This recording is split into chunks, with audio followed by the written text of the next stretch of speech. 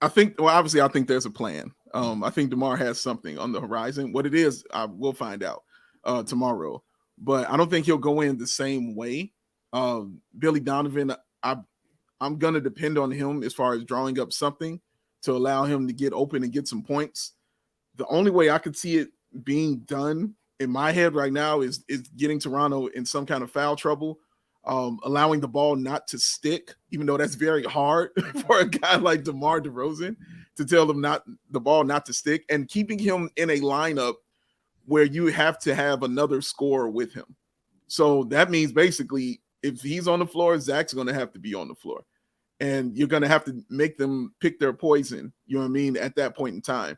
The game that they won, I know Zach LaVine had a great game that game. He really did. He had a really good game scoring on that one. Yeah, he had 30, I believe. Yeah, he had a good game. So they made their decision that it's going to be Zach to beat us. Well, that's what it's going to have to be if they're going to do it this way. But I do expect DeMar to make some kind of impact. I don't think he's going to be getting it at the top of the key a lot. That seems to where the double team happens for him. And I remember last year when he was bringing the ball up, and as soon as he crossed half court, there was the double team, flying at him immediately. So I think those things will be removed. They'll have to get him, in the post, maybe on the elbow, extend it with another shooter around him to get that pass out of there, kind of treating it like Shaq. If you remember how teams used to defend Shaq, as soon as he got the ball on the post, whenever that double team would come, it was a shooter right there that Shaq could get it to. Now, of course, I think Shaq was a better passer out of the post. But I think that's one of the ways that you can get DeMar kind of going right there. And it's not going to be an easy situation, whatever they come up with or whatever they decide. But, yeah, I think they'll have something, though. I think they'll have something ready. Yeah, I think a big key is going to be, and it sounds kind of funny because, like I said, the Bulls are a top 10 half-court offense.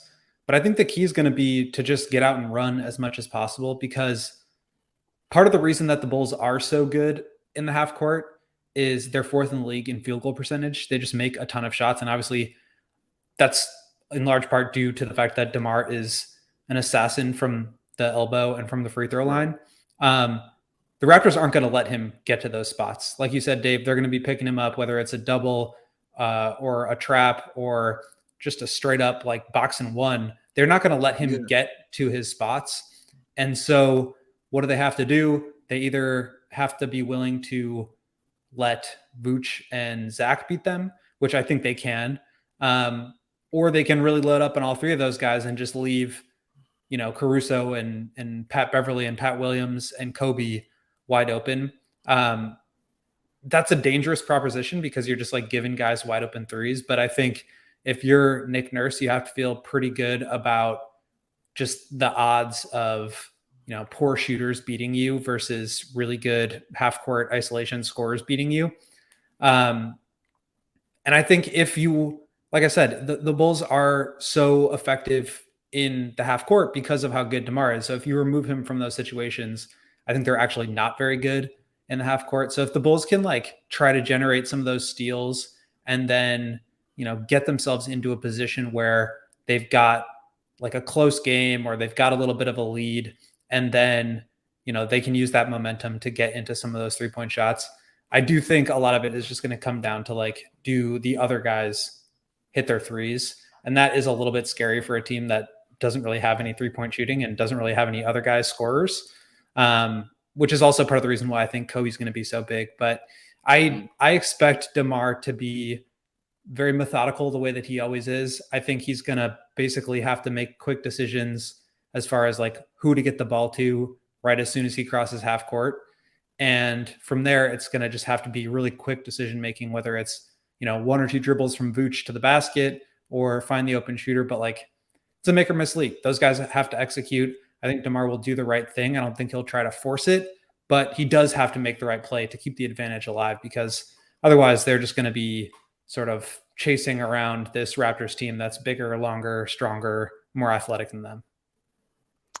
I think the template, we've seen it before. We saw it last playoffs where the Bucks did the same thing that we're talking about the Raptors doing here in the sense. And if for whatever reason the Bulls make the miracle in getting to the postseason, they're going to be playing the Bucks. We're going to be having this exact same conversation again. So we've seen it before. We've seen DeMar being in the situation where whoever the opponent is, whether it's the Raptors, whether it's the Bucks, they send two.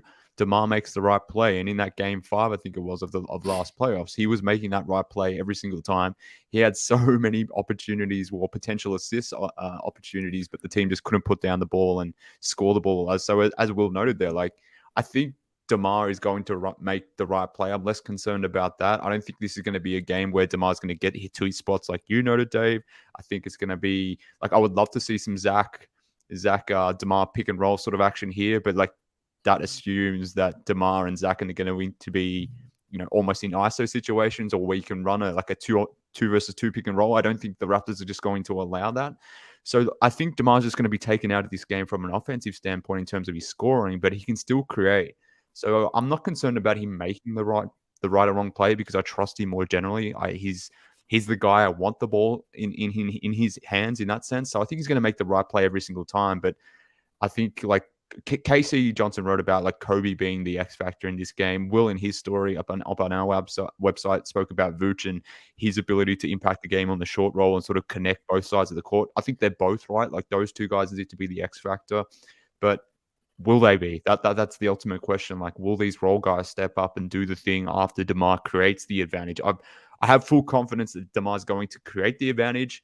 I don't have confidence that the Bulls are going to maximize the advantage. So that's the sticking point at the moment.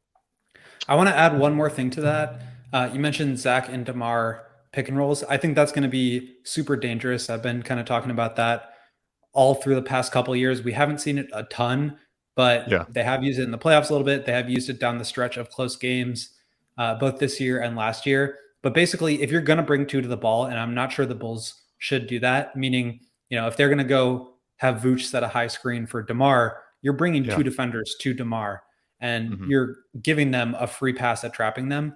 So I think it may be smarter to just let DeMar isolate, and that way, if a double comes, you have a little bit more vision over the top of who's available. But to the Zach DeMar pick and roll point, if you can then get the ball, if Zach comes to set a screen for DeMar and Zach's man goes to trap DeMar, Zach's going to be wide open. And in that situation, you have Zach LaVine playing 4-on-3. He can step up and hit threes. Once he gets going downhill, we all know what happens. He's getting to the line, and he's finishing with that fake pass. And if he needs to create the right play, he will. But I think basically you're going to have to be in a position where not only are you like playing with the advantage, but you're putting the ball in the right person's hands so that when they get the opportunity to make the advantage, they can. I think Vooch is more than capable of doing that. I think he's going to be crucial in that role. I'm also not sure I'd want to bring Jakob Poeltl up to half court to trap DeMar. So I think they're going to have to be careful, but it's really going to come down to those three guys making the right plays. And oftentimes I don't think that's going to be looking for their own shot. I think it's going to be finding Caruso or Patrick Beverley back cutting or spotting up in the corner or whatever it is. But like those guys have to hit their shots.